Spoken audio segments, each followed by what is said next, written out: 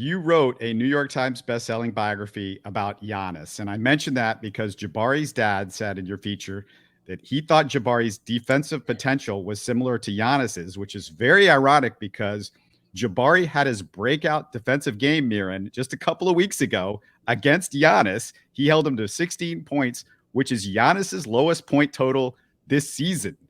Wow. That's fascinating.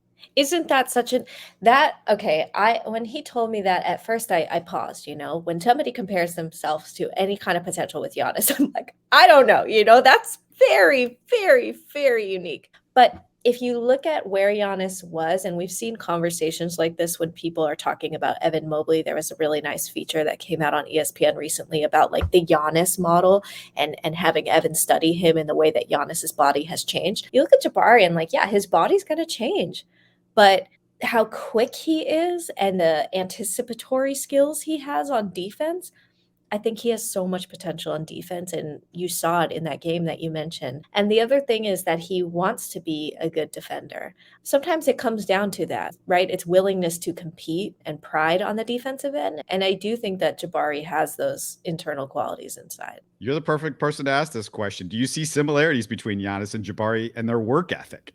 I definitely see the similarities in the work ethic, just in this sense of like you have to kick them out of the gym. Pure love to be there, childlike enjoyment. You tell Jabari something that he needs to work on, he's going to be in there for like 2 days straight trying to figure it out. And that is so very Giannis. The other thing is this idea that you're never a finished product.